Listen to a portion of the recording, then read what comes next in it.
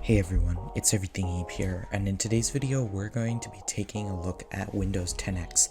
It has been around a year since the first build of Windows 10X leaked to the public, and I wanted to take a look back at it because I think it was actually a really cool concept that Microsoft could have done if they hadn't cancelled it for Windows 11 basically.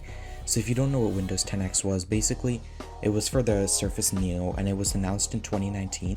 The Surface Neo was supposed to be the Surface Duo but with Microsoft's operating system running on it. But then in 2020 when the whole world shut down because of what, then Microsoft decided to change it so that Windows 10X would first be released for single screen devices and then for the Surface Neo. So this was the first build leaked in January 2021, and I think this was actually really awesome. Like when I first saw the build, I actually saw it first back then, but I didn't make a video about it because my computer was too slow to handle it, and I was doing it on my dad's computer anyway because he had Hyper-V on.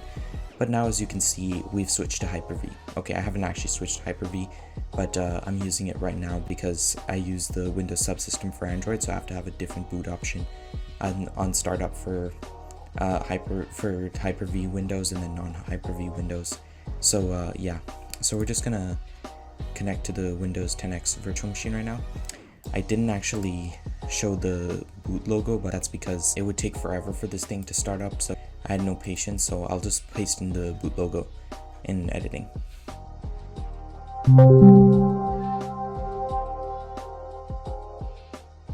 So we're gonna scroll up to, you can see already straight away that the setup looks a lot like Windows 11 did, except it has how much your charge is at, and it has quick settings so you can adjust the volume, keyboard layout, ease of access, and it shows how much battery you have. Alright, now we're gonna hit Canada, US, and of course it says let's add your Microsoft account. So you have to add a Microsoft account to do this, kind of like Windows 11 Home. So I'm just gonna add and a pin. No, yes please.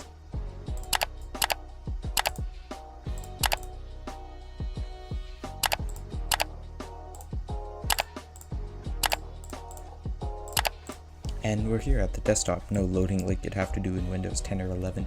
We're just here. So the first thing you'll notice is that the desktop looks extremely similar to 11, with the taskbar being centered in the middle and the action center being on the right. Basically, there's the quick center panel like there is in Windows 11, only it's not really rounded off. It's just like this, so you can adjust so you can see there are a lot of similarities between Windows 11 in terms of like elements of the operating system. Then there's VPN here, which I don't know why that's here.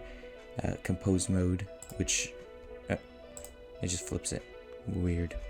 Rotation lock, which locks the rotation for touchscreen devices, and airplane mode is off because we're on wired Ethernet. But you can also pull up the keyboard as well if you want to use that, and it has swipe gestures, so that's pretty nice. So it obviously was meant for tablets and stuff, but when you open the start menu, it looks very similar to Windows 11 as well, in that you have this stuff here and then you have recents over here. So I really like it. It's kind of reminds me of Chrome OS, which is basically what this is. It's just a Chrome OS copy, basically. Carbon copy of Chrome OS right here. So we're gonna go, of course the default browser is Microsoft Edge. So of course it's Microsoft Edge, and this is basically just regular Microsoft Edge. Yeah, of course this is just the same. This is not the latest version of Microsoft Edge though. If I check, yeah, you can see that this is not but it says 2022 Microsoft Corporation, so somehow it knows, and it's updating right now. So other than that, there's a bunch of programs. There's not a lot of programs though, however. There's no ads like in Windows 10 or 11. I feel like this was created by an entirely different company instead of Microsoft. But yeah, there's a lot of stuff, mobile plans in case you have like a cellular tablet or something. So apps can only be opened one at a time, but you can split screen between apps. But you can't drag apps around or resize how big they are basically. So you can tell basically this is a beta.